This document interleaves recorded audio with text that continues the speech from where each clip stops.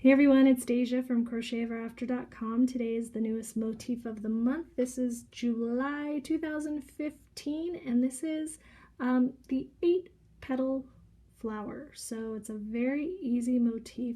You can use 1 to 4 colors because this has 4 rounds. I used 3. I'm going to show you how to join colors without having to do chain stitches. I'm going to use a thing called a standing stitch. So this is worsted weight yarn, Red Heart, nice and reliable.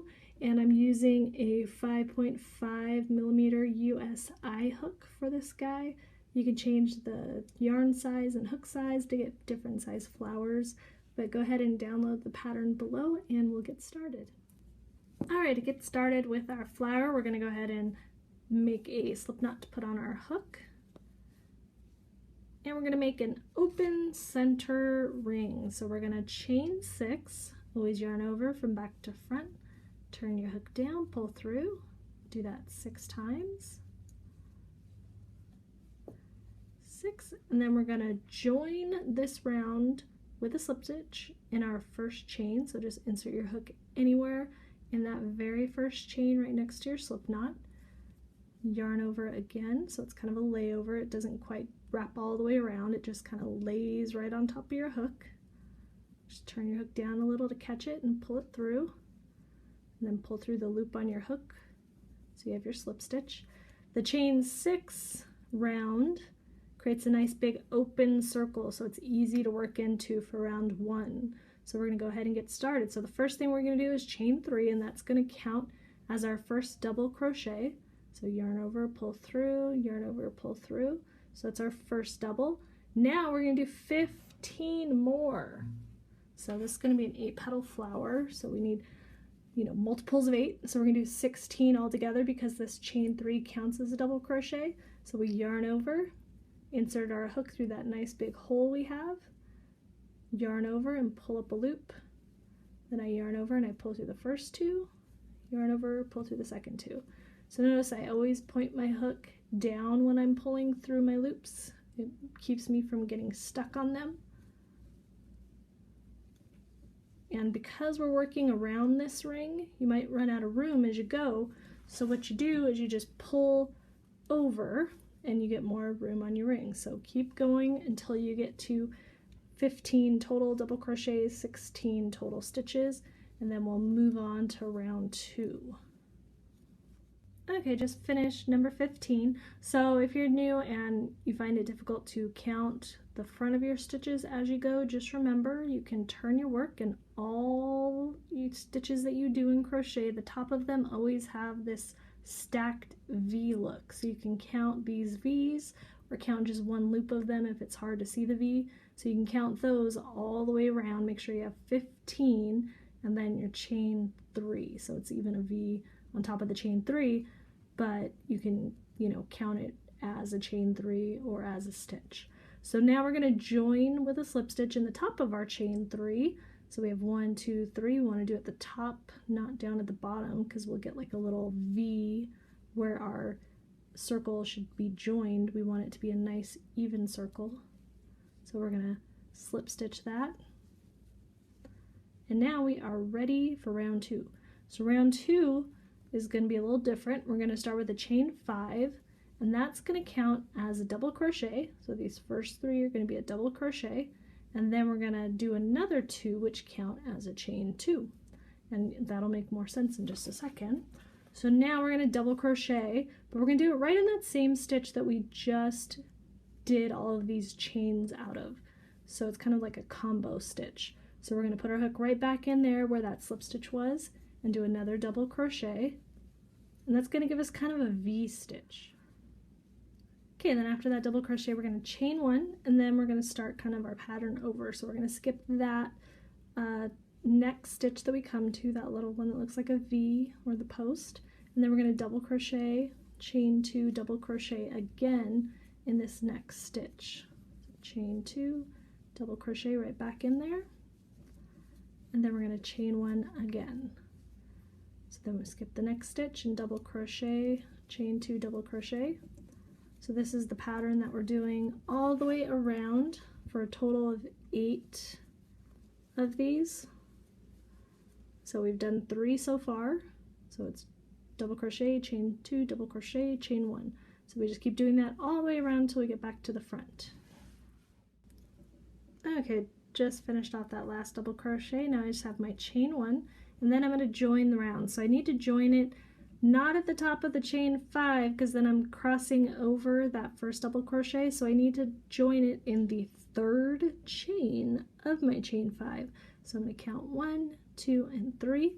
So it's just like joining it at the top of a double crochet. We're going to slip stitch that. And then we're going to fasten off because we're going to change colors, and we're going to start with a standing stitch. So I'm going to show you how to do that if you've never done it. It's a really cool, easy way to put in a new color without having to do any kind of slip stitching and chaining. And let's go grab our new color and start around 3. Okay, we've got our first 2 rounds, and now we're going to join in our new color. So the first thing we need to do is put a slip knot on our hook, and then the rest is pretty easy. So we're going to go ahead and tighten that down. And then we're going to start with a standing double crochet, and we're going to start in any of the chain 2 spaces. So we have chain 1 spaces and chain 2 spaces. The chain 2 is in between those 2 double crochets coming out of 1 stitch. So any of these you want, does not make a difference since we're working in a circle. So I'll just start right here, and we're going to start with a standing double crochet.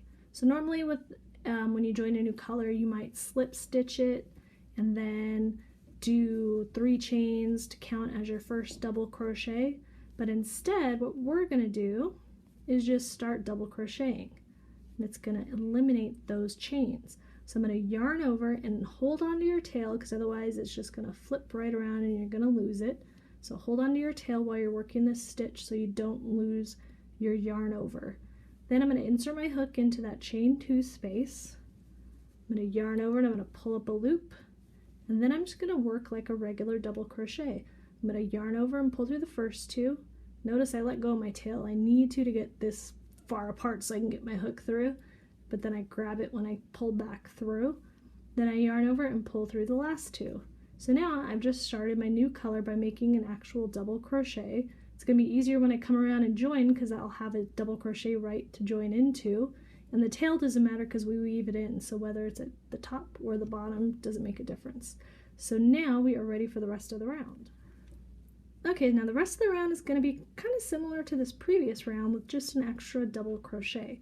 So instead of doing a double crochet, chain 2, double crochet, we are going to do 2 double crochets, chain 2, and then 2 double crochets back in that same spot. So it's like a double DC fan, double crochet fan. And then we're going to do a chain 1 just like we did before. This time when we go to work, we're going to work into our next chain 2 spot. So we're going to do again 2 double crochets, and then a chain 2, and then another 2 double crochets in that same spot, and then a chain 1. So that is the pattern for round 3. Same thing over and over again, 8 total times. Get some slack here. So we just ignore the chain 1 area and go straight to our chain 2s.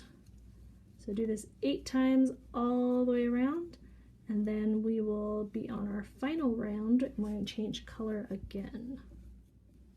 Alright, I did the last double crochet, and now I have my chain 1, and now I'm ready to join. So now you can see that I have a V to join with. I don't have any chain 3s that I have to join with.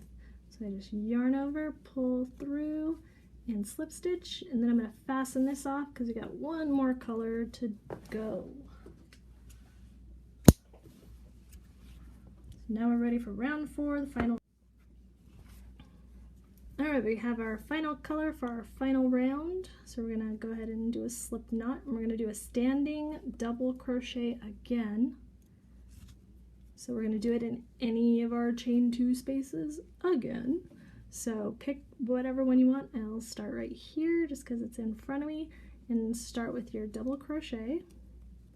So remember, I either let go or I let that tail get far away. Then do my second double or second pull through on my double crochet.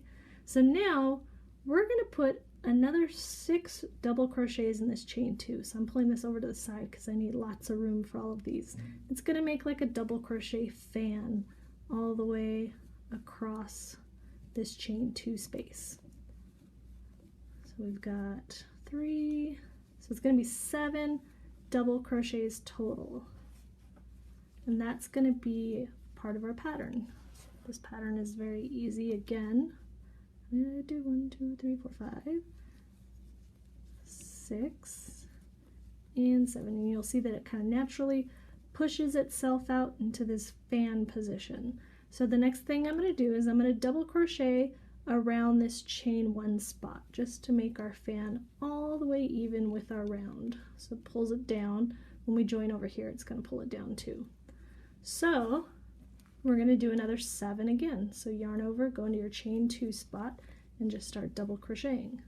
And that's what we're going to do all the way around. We're going to do 7 double crochets in every chain 2 spot, and then we're going to do a single crochet to anchor it in every chain 1 spot.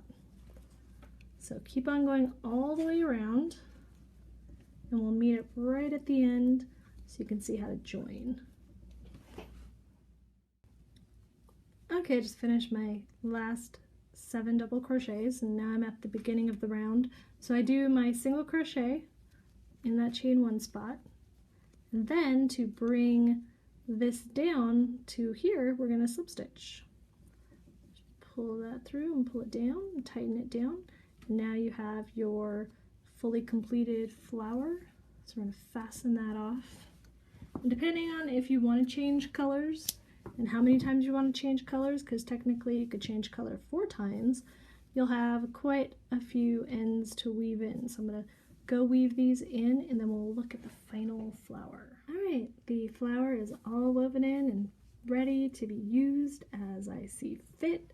So you could use this as a blanket because these are nice and big, so they would not take a very long time to make a whole blanket out of. You can just connect them at different parts of the petal, or use small fillers from past motif of the months to put in between. But this one's a really cute, easy, fun motif that works up like in probably less than an hour altogether. So if you have any questions, leave them below, and thank you for watching.